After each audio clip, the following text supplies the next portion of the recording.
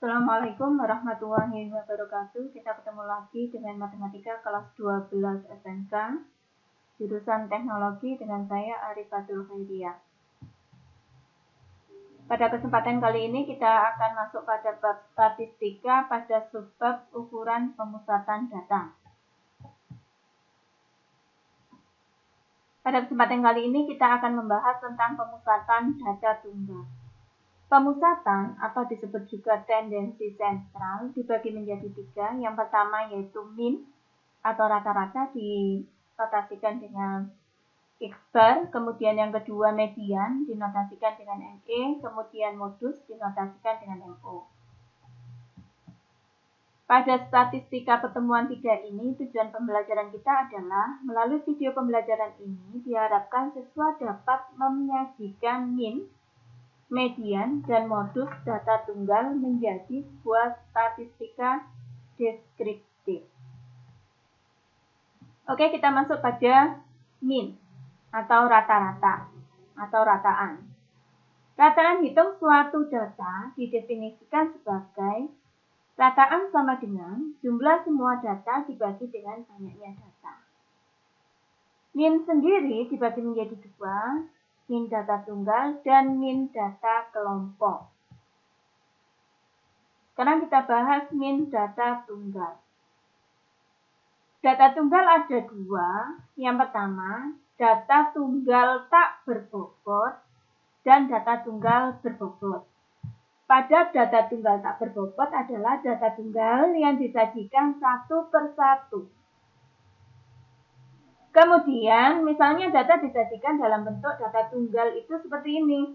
X1, X2, X3, dan seterusnya sampai dengan Xn.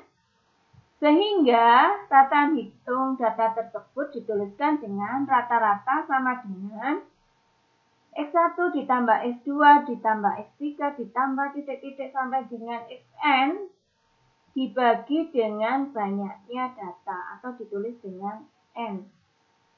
Atau dituliskan dengan rata-rata sama dengan 1 per N dikalikan dengan jumlah XI, yaitu data dari 1 sampai dengan N.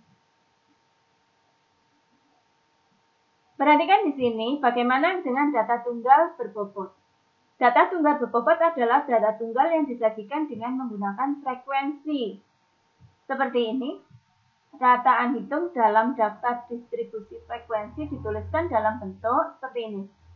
Rata-rata sama dengan jumlah dari Fi kali Xi dengan I dimulai dari angka 1 sampai dengan K dibagi dengan jumlah dari frekuensi Fi, I dimulai dari 1 sampai dengan K.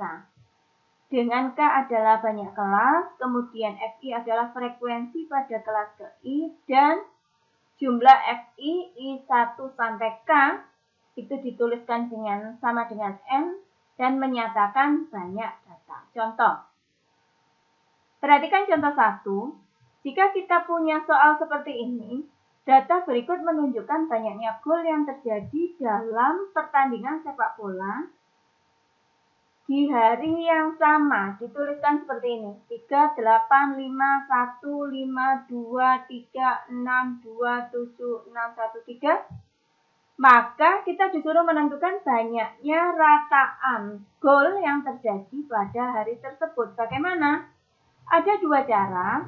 Yang pertama, kita menggunakan rumus rataan sama dengan 1 per N dikalikan jumlah Xi. I-nya dimulai dari angka 1 sampai dengan N. Sehingga kalau saya tulis N-nya tadi datanya 13, maka saya tulis 1 sampai dengan 13. Kemudian dikalikan jumlah Xi. Xi-nya itu saya tulis 1 ditambah 1 ditambah 2 ditambah 2. Saya jumlahkan sampai dengan I-nya N. N-nya tadi 13. 1, 2, 3, 4, 5, 6, 7, 8, 9, 10, 11, 12, 13. Dibagi dengan N-nya 13. Saya tulis 13. Kemudian akan sama dengan 52 dibagi 13 sama dengan 4. Jadi rataan gol yang terjadi adalah 4. Bagaimana dengan cara yang kedua? Cara yang kedua, misalnya data tersebut kita urutkan terlebih dahulu, sehingga diperoleh seperti ini. 1, 1, 2, 2, 3, 3, dan seterusnya urut seperti ini. Kemudian saya buat tabel. Banyaknya goal yang 1 ada 2. Berarti ini menunjukkan frekuensinya 2. Ditulis di sini 2. Kemudian angka goal yang 2 ada 2. Saya tulis frekuensinya 2. Goal yang jumlahnya 3 ada 3. Saya tulis 3. Goal yang jumlahnya 5 ada 2. Saya tulis 5. Saya tulis 2. Kemudian saya jumlahkan jumlah frekuensi ini sehingga jumlahnya adalah 13. Saya jumlahkan di sini 13. Kemudian saya tentukan FI kali XI. Bagaimana ini XI kali FI? Saya kalikan 1 kali 2, 2. 2 kali 2, 4. 3 kali 3, 9. Dan seterusnya sampai dengan 8 kali 1 sama dengan 8. Kemudian saya jumlahkan jumlah dari FI XI. Saya jumlahkan semuanya, hasilnya adalah sama dengan 52. Sehingga kita peroleh seperti ini. Dataan sama dengan jumlah semua data dibagi banyaknya data. Jumlah semua data itu adalah ini. Nah, jumlah FI, kemudian banyaknya data adalah jumlah dari FI sama dengan 13, sehingga saya tulis 52 dibagi 13 sama dengan 4. Jadi, rataan goal yang terjadi adalah 4 ya, bukan 14. Tapi adalah sama dengan 4.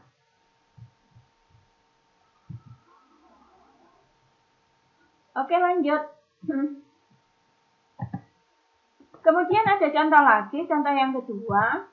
Tentukan min dari data berikut. Misalkan saya punya data seperti ini. Seperti ini. Kemudian kita disuruh menentukan penyelesaiannya. Bagaimana?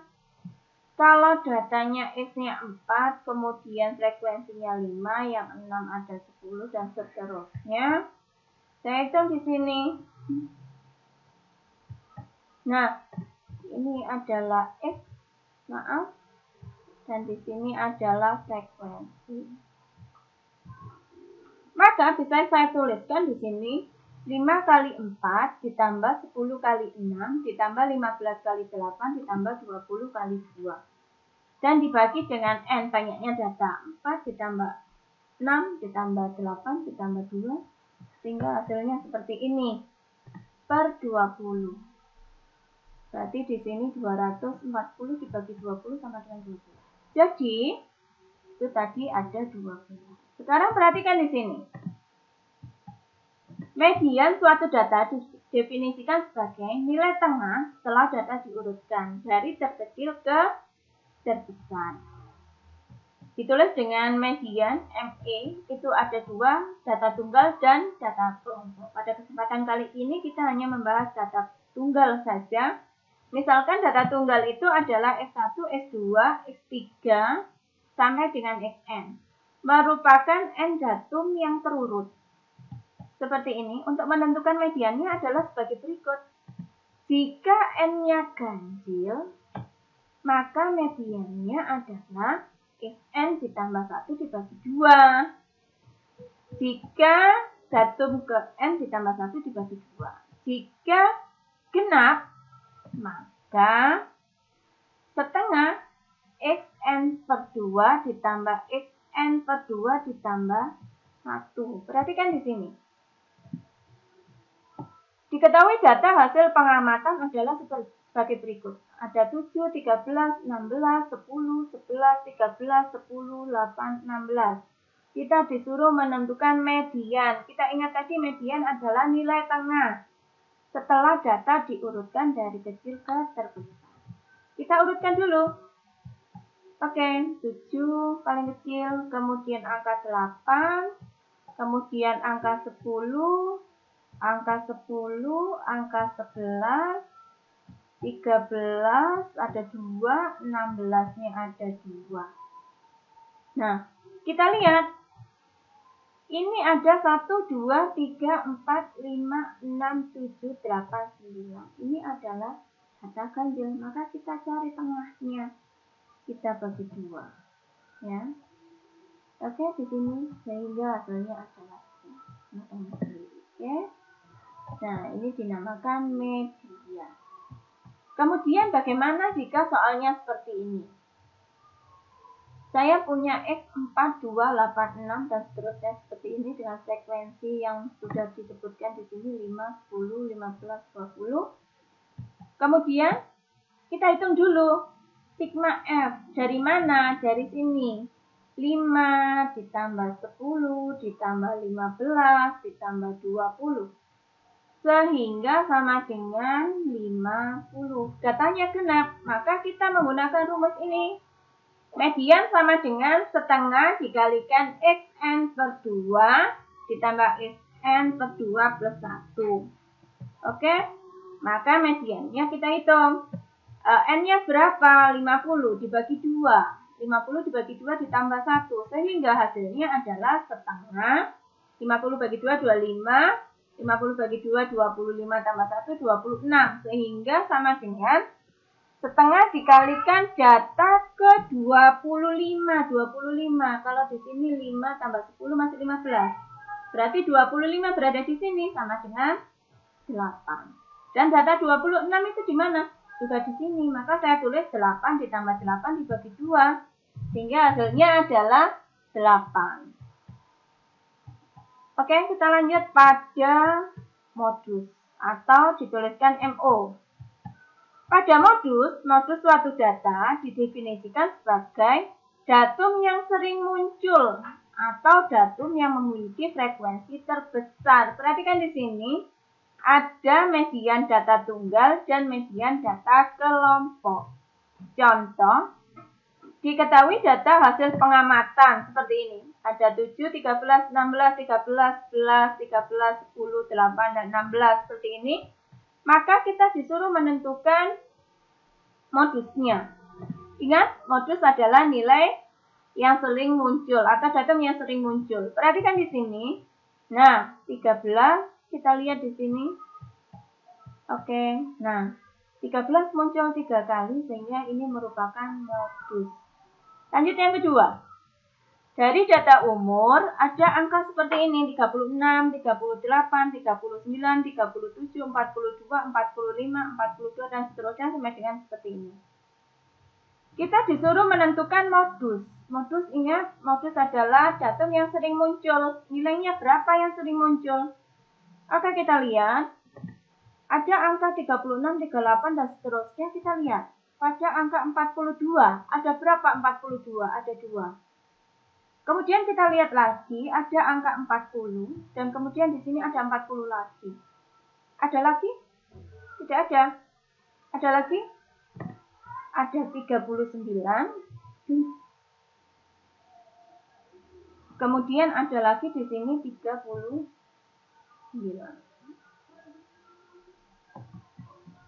Jadi modusnya adalah ada 39, ada 42, ada 40. Sehingga kita tuliskan di sini adalah 39 modusnya. Kemudian 40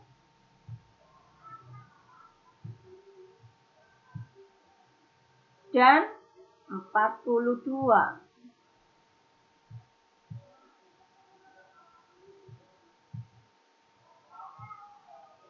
Oke, 42. Kita revisi yang ini. Oke, lanjut. Pada contoh 3, tentukan modus dari data berikut. Ada seperti ini.